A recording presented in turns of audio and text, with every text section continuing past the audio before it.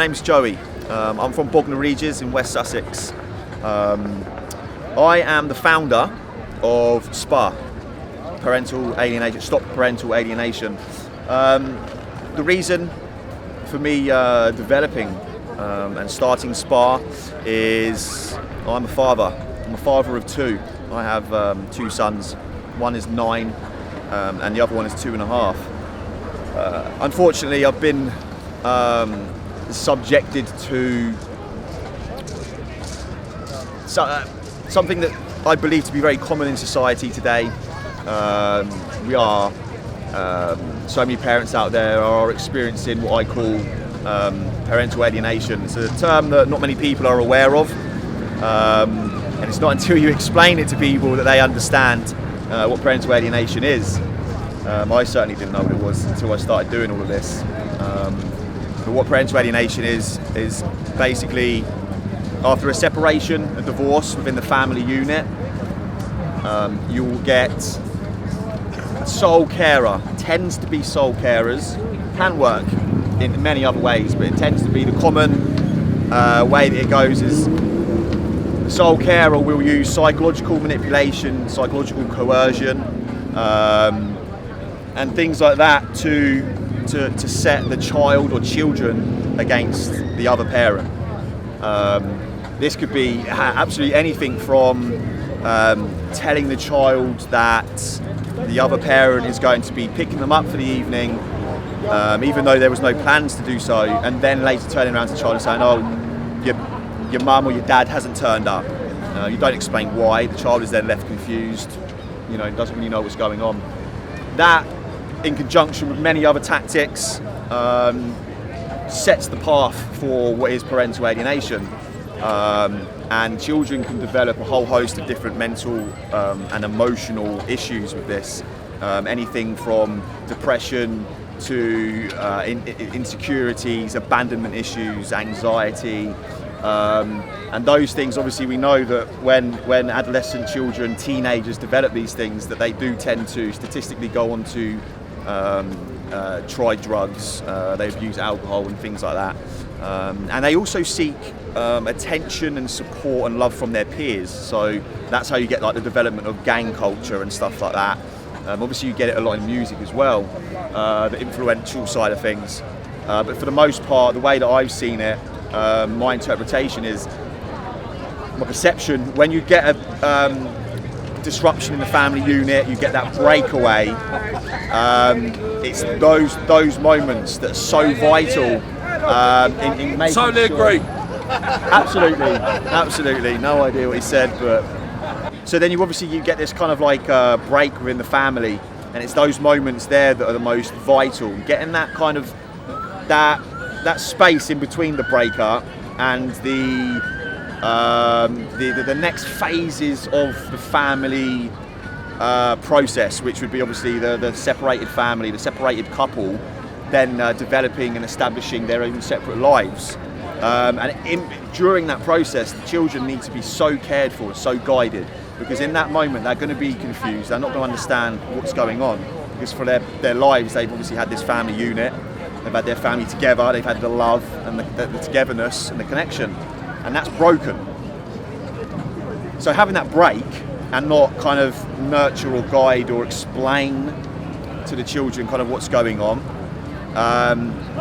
and then following that up with parental alienation, so then that toxicity that can erupt after a breakup, then just kind of like piles on, it just adds up, and then children pick things up easily, but they still need to be explained. They still need to understand things, so they'll pick up what's going on. If it's not explained to them, they can then go on to repeat those types of patterns themselves, and then you get that cycle, perpetuation,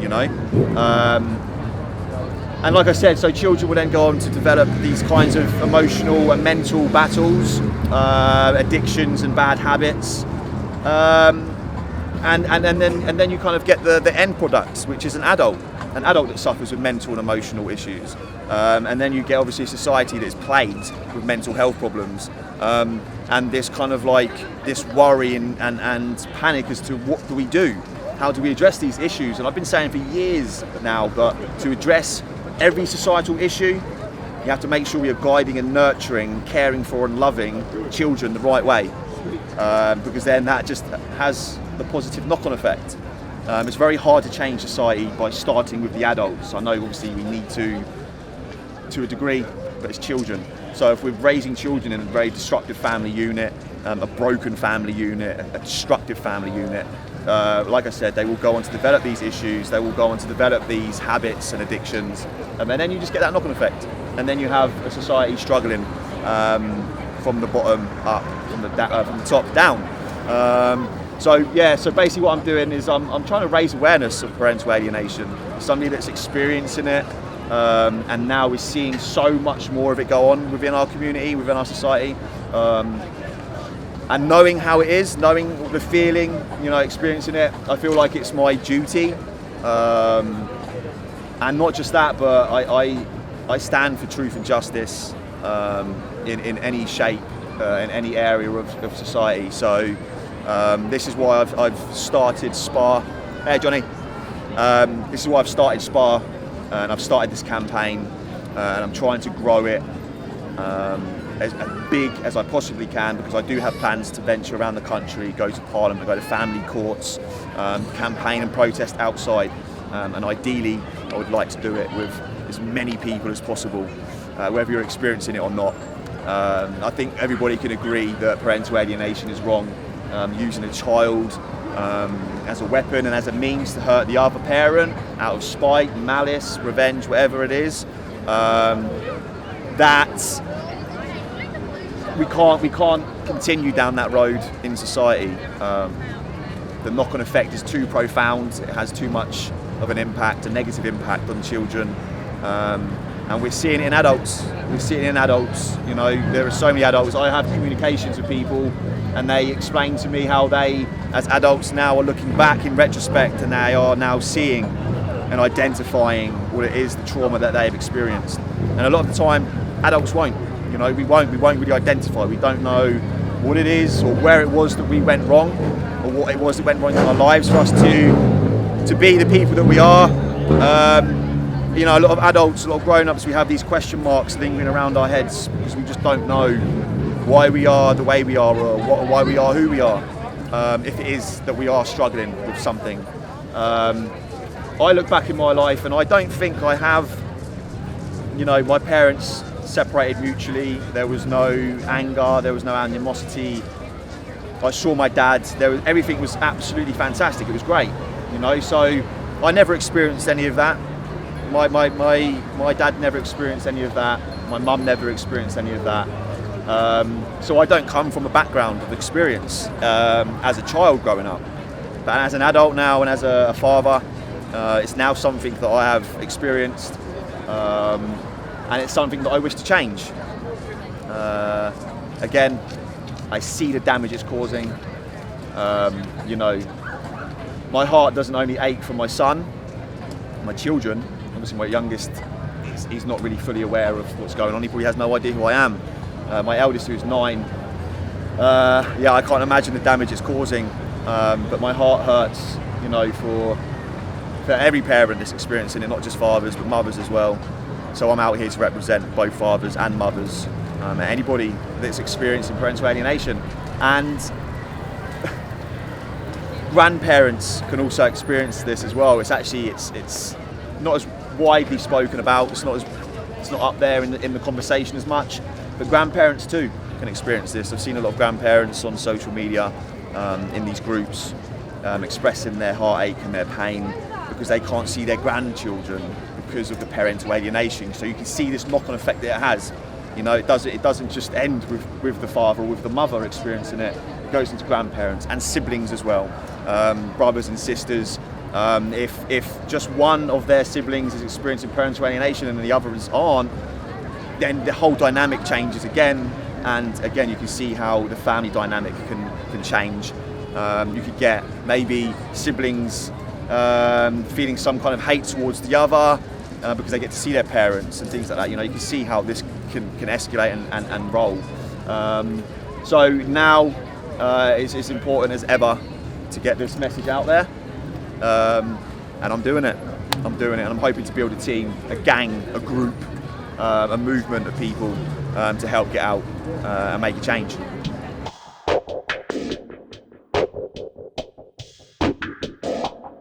Since I started a few weeks back, about 3-4 weeks ago, amazing. The support has been amazing. So when I first started, I just started with a board, like a small, it was like a whiteboard, and I basically just painted it, and I just painted Stop Parental Alienation, red and black, very plain looking. So the sort of thing you'd get from like a school art, basically. It was nothing great. I'd done something in Chichester, spent a couple of hours there, and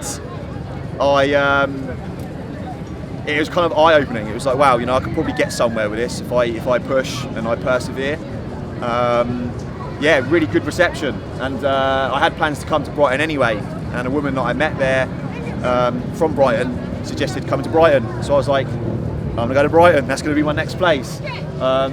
Yeah, so Chichester, great response, Brighton, great response, and I'd even go as far as to say, even if I didn't receive a great response, I still go out and do it. The sign is here, it's in people's faces, they can read it. I don't have to have a one-to-one interaction with somebody for the message to be put out there. Much like social media, you don't have to react to a post in order for you to see it or to take in what is written on there, do you know what I mean? So, good or bad, I'm going to keep doing what I'm doing because it's the right thing to do, and I want to see my children again, and I don't believe that the mothers or the fathers that do this should get away with it. I'm very intact with my emotions and my feelings and my thoughts. I'm very emotionally awake. So when I experience these types of things, whether it's emotional, mental, spiritual trauma, it hits me a lot deeper. So the struggle becomes a lot harder. I found myself a few weeks ago. I had some gardening to do. I had a service to attend to, and I got there and I just broke down. I was thinking about my son. Weekends for me are especially hard. When it gets to the weekend, I become very very vulnerable. Yeah, very kind of just like, I don't want the weekends. I want to get back to the weekdays so I can continue with what I'm doing. Because weekends remind me of my kids and that sort of thing. So yeah, I just broke down in the end, and I just kind of had a cry, and I just ended up going home and spent the day in my flat. I try to juggle it. I've been doing it in the wrong way for many years. I've done a lot of mental health campaigning as well, and raising awareness of mental health. And I found myself falling into that trap of battling with my own demons and my own life, whilst having that desire and passion to get out there and help others and raise awareness of these issues at the same time. So I kind of always found myself being beaten back, and I'm like, no, I've got a bit of energy now, so I can go out and get things done. And you get beaten back again. If you want to get involved, or if you just want to follow the story, follow the journey, you don't have to get involved. But you can find me on Facebook at Stop PA UK. I have it there at the bottom. It's on the bottom of the leaflets as well. That's at Stop PA UK. That's on Facebook. And if you do want to get involved, if there's anything you want to do to help, just give me a message. My inbox will be there waiting. Or leave me a comment, whatever it is you want to do to get into contact with me, and we'll see what we can do to get you on board.